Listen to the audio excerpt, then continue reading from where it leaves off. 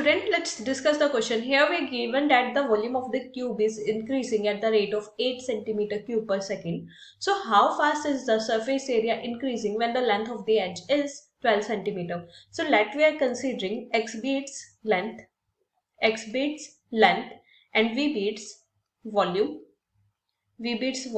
and t is the time per second. We know that the volume of the cube is equals to square of its side, and the side is we considered is x, so v is equals to x cube. We have to find out the rate of change of surface.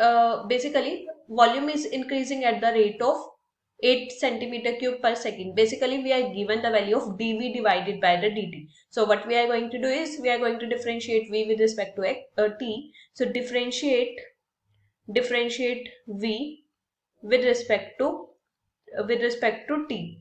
So this from here become equals to d divided by the dt of v, and this become equals to d divided by the dt of x raised to the power 3. Now, and we are given the value of dv divided by the dt. The value of dv divided by the dt is also given to us, which is equals to 8 centimeter cube per second. So in place of this dv divided by the dt, we can write 8, and this become equals to d divided by the dt of x raised to the power 3. We can multiply and divide numerator and denominator by dx and dx. So we can write this as d divided by the dx of x raised to the power 3 multiplied by the dx divided by the dt. Now we know that d divided by the dx of x raised to the power n is n x raised to the power n minus 1.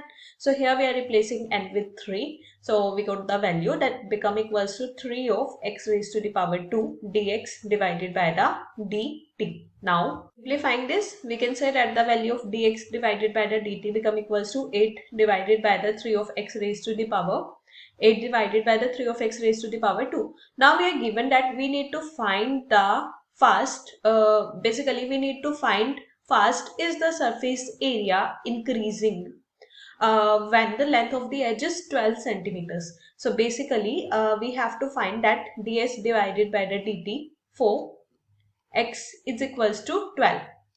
For x is equals to 12. So here s is representing the surface area, and we know that the surface area of cube is equals to 6 multiplied by the side, and here we let the side is x. So and this is 6 multiplied by the side square, and the side as we assumed initially is x. So s become equals to 6 of x raised to the power 2. Now we are going to differentiate this with respect to t.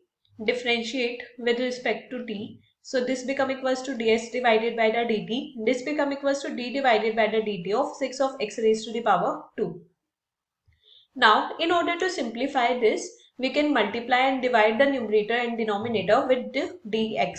So d divided by the dt of 6 of x raised to the power 2 multiplied by the dx divided by the dx.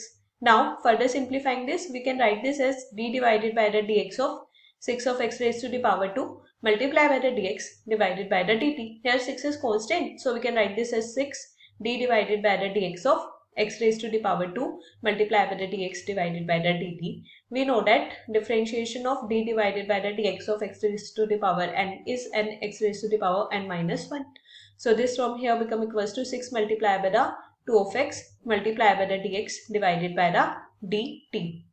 So, and we just calculated the value of dx divided by the dt, which is equals to 8 divided by the 3 of x raised to the power 2.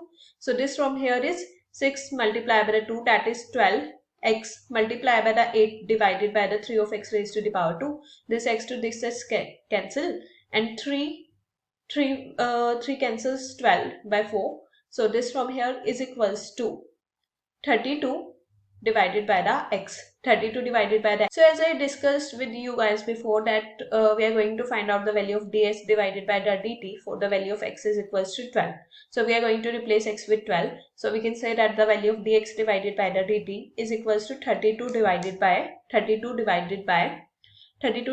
the 12. Solving this become equals to 8, 3. Cancel this with 4. So from here we got the value of our answer. Basically we have to find out the value of ds divided by the dt, that is equals to 8 divided by the 3 centimeters square per second. So this is the answer to given question. So students, in order to solve this problem, we use the basic concept of differentiability or applications of differentiations. I hope you understood the concept well. Thank you. Don't forget to like and subscribe.